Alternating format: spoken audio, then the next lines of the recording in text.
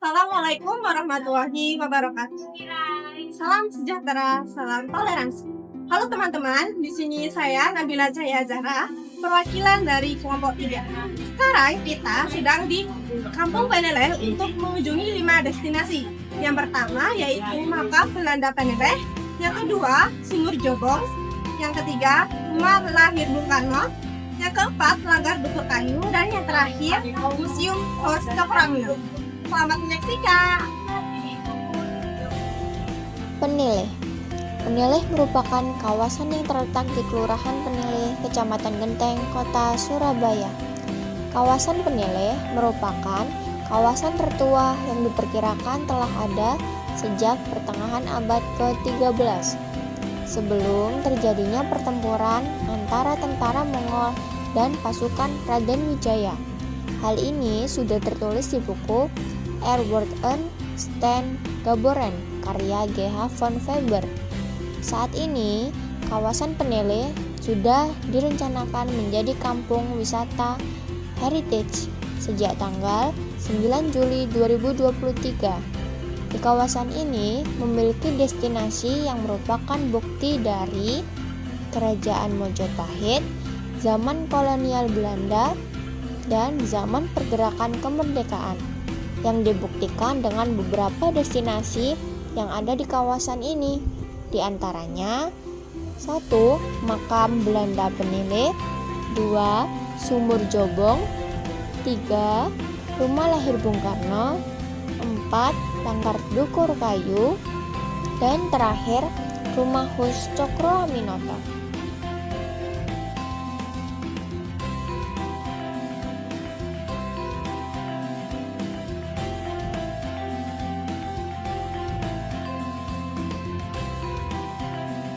Makam Belanda Peneleh merupakan pemakaman Eropa kedua di Surabaya.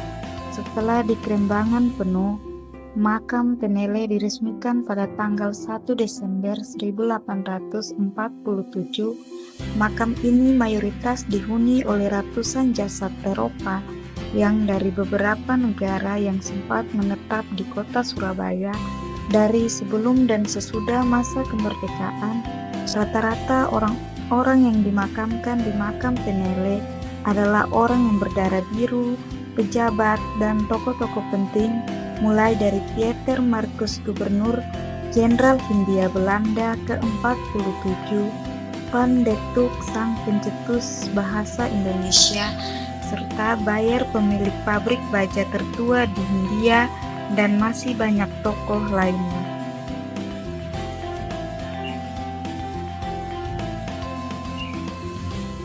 Jadi teman-teman, menurut warga setempat, makam paling bersejarah yaitu makam dari bisa dilihat dari patung di belakang ini, ada makam dari Martinus van der Elsevier, seorang pastor yang dimakamkan di salah satu kampung Peneleh gitu.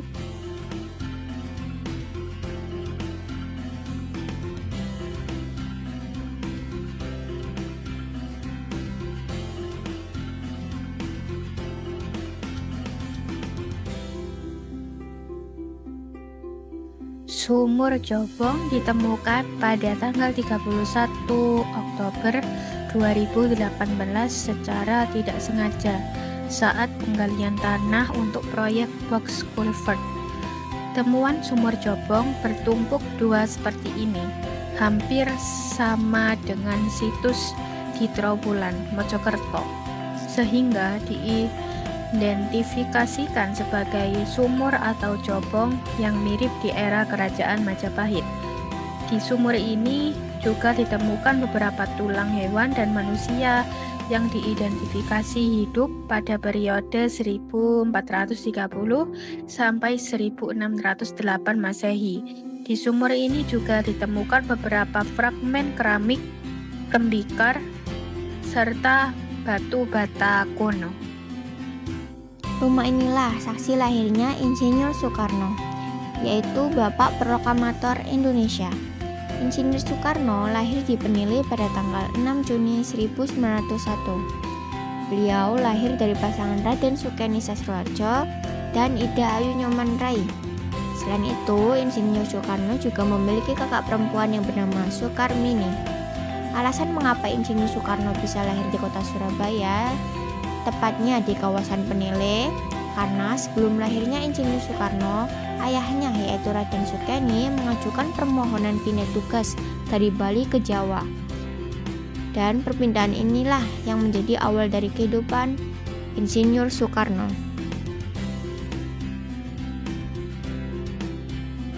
Destinasi keempat, Langgar Dukur Kayu. Langgar Dukur Kayu dibangun pada tahun 1893. Langgar kayu berlantai 2 ini memiliki ciri khas arsitektur sederhana seperti dinding dari kayu jati yang menyerupai sisi ikan dari potongan kayu. Langgar Dukur Kayu ini juga konon dahulu dijadikan tempat mengaji Presiden Soekarno saat masa kecil. Pada lantai dasar, langgar ini juga dahulunya menjadi tempat berkumpul para pejuang kemerdekaan, termasuk Hos Cokro Aminoto dan aktivis NU lainnya. Langgar Dukur Kayu bukan hanya menjadi tempat ibadah, namun saksi bisu sejarah perjuangan bangsa. Museum Hos Cokro Aminoto merupakan tempat yang dulunya adalah rumah Pak Cokro selama di Surabaya dan menjadi Museum Hos Cokro Aminoto pada tahun 2017. Rumah ini ditempati Pak Cokro pada tahun 1907. Di rumah ini juga banyak melahirkan ideologi-ideologi bangsa karena pada saat itu banyak tokoh-tokoh muda yang berkunjung ke sini dan berguru kepada Pak Cokro. Seperti Semaun yang merupakan pendiri Partai Komunis Indonesia, Musso, Alimin, dan juga tokoh nasional seperti Pak Karno. Rumah ini juga dibuat usaha kos-kosan oleh istrinya Pak Cokro karena banyak tokoh-tokoh muda yang berdiskusi sampai larut malam.